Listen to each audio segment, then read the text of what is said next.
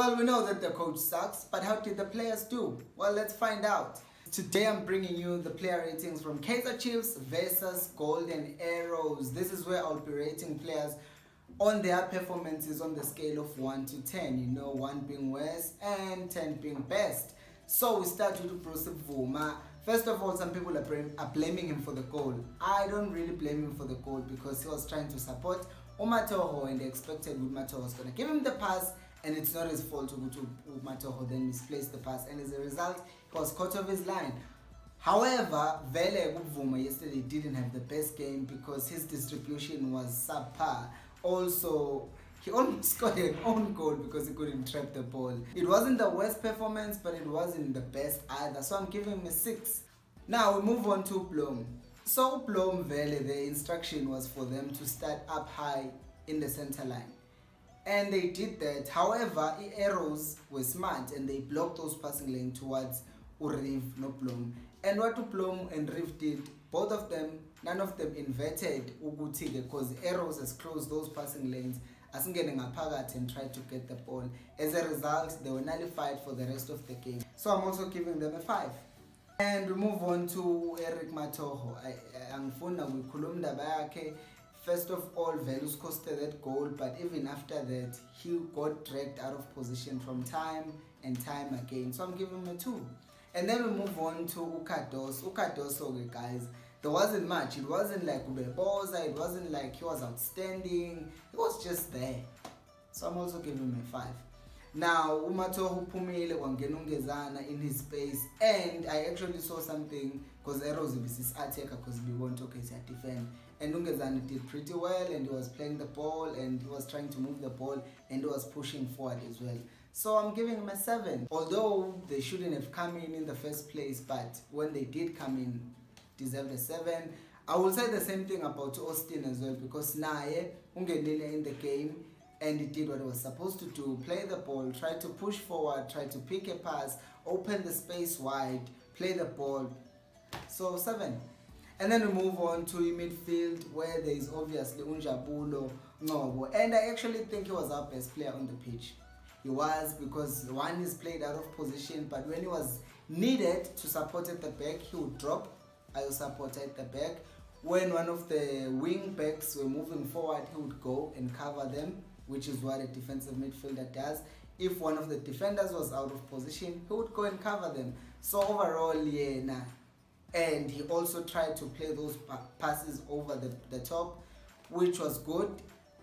So I'm giving him an 8. I really think he was our best player out there in that game. And then we move to Unange. Unange, Nani Nyazige, if you've been watching this channel, I've been critical of him because of his previous performances. I felt like he was too quick to try and shoot and all that.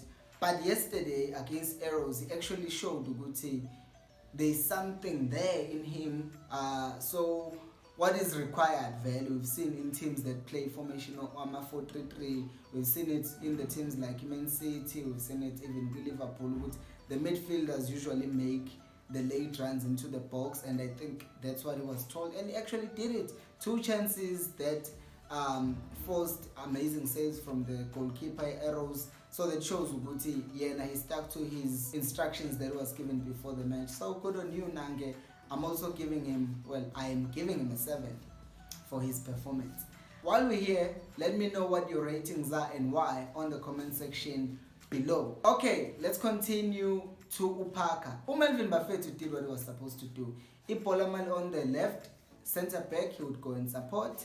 He would try to occupy the half space to support Ipola if it's wide.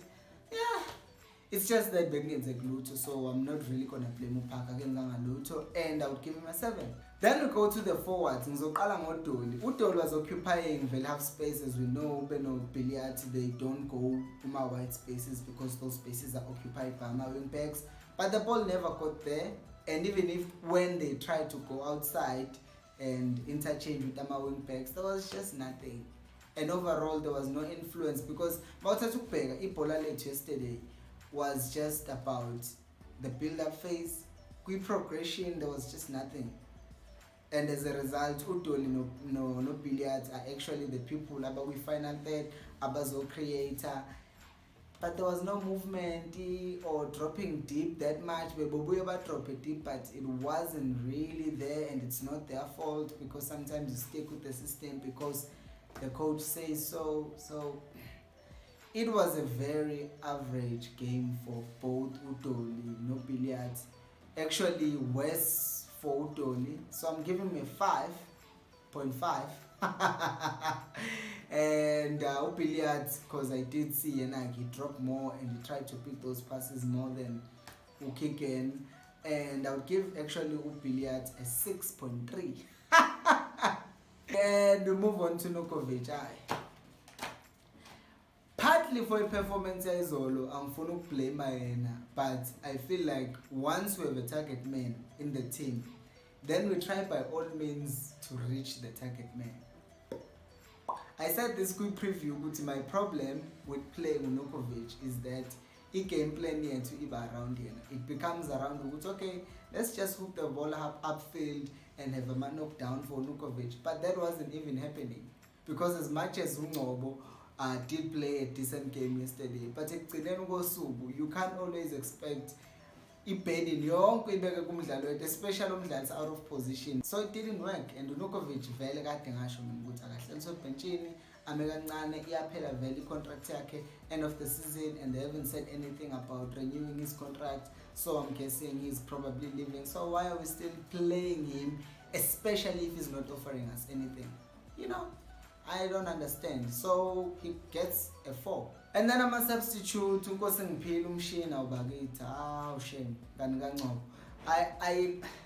nothing for him to do. He just got into the exact same thing that happened to Doli Uguti. He was on the half space. The arrows was forcing us to play through the middle. There was no one through the middle. We couldn't pick the passes to our half spaces or get the ball wide because that was their game plan, to force us to the middle. And by forcing us to the middle, they were actually forcing us to play the ball over the top, which is what we did. And we didn't involve my half spaces or my wide spaces. So, shame. I feel for him, and this is not to say he sucks, but he gets a 5. He didn't really do much. And then in Usabelo, no guys, Usabelo actually, when he got in, what it did, I was impressed with the movement. Yeah, you could see Uguti, and I didn't just occupy half space and I'm a zone. I wide, and he tried to pick the pass, and I saw 1 or 2 passes. So yeah, and for Uguti, if he had started the game, maybe the game would have been much better. So I'm giving him a 7.5. Then we come to Stuart Baxter. If you have a system, you must be expecting the opposition to block your system somehow. You must have a plan B and a C. You're a big team. So the moment they blocked my passes out wide, we're nullified. But you should be able to outthink a coach who's been coaching fewer years, who's been in the game for fewer years than you. But no, he couldn't. He couldn't think, okay, this is what I'm gonna do. Abadlali must drop and collect the ball because there were too much spaces between our players, and that is why we had to play the long. Because the practice in Gandwena, what drills are you having players have? What are you working on? Short passes, no one was supporting, no one was dropping deep, no one was doing anything. Abantu bebemeje kuma position abo, uRave no Blomu, ubatshela ukuthi abame wide. Uvulelani if ibhola kungekho into stretch out, because let's say Mozambique stretcher is pressing from inside, from outside in, and they're forcing you to play inside because they know your strength is going wide, and that going wide wasn't working because I don't remember a single cross. So then it's just a thing. You go to Baxter, -20. This should be the best time to actually release this coach and start building for the future. But then he won the derby. I don't think they'll fire him. They'll just think this is just another bump in the way. Put Arthur, put Dillon there. Let them take the rest of the season. If they fail, then again next season hire someone else. But it's time to rebuild. We're not gonna rebuild with the coach Otedliwa and then he puts more defenders instead of being attacking minded and being positive in his way of playing. Because you're changing from a 4-3-3, but the instruction to 3-4-3, but the instructions to the players are still the same. Stay wide, play short passes, and try to play the ball wide, and then the wide players will play the ball to the players who have space, and then they will overlap players that are wide, and then they will cross the ball. I do not have any coaching certificate, but I can have a team that's going to mark Kaizer Chiefs. Not because there's a lack of equality with Chiefs, but that's because they are predictable in what they're going to do. And that's all thanks to Stuart Baxter. Why he's not getting fired? It's beyond me. I really don't like the thinking of Kaizer Chiefs management at this moment. But what I do like is for this channel to grow and is to interact with you. So please subscribe to this channel and like this video. It will also help YouTube to spread this video to more Kaizer Chiefs fans and football fans like you. In this channel we speak everything Kaizer Chiefs, previewing and reviewing Kaizer Chiefs matches and speaking everything Kaizer Chiefs. Until next time, remember, no mazliwe, no maswina, equals alpelumo.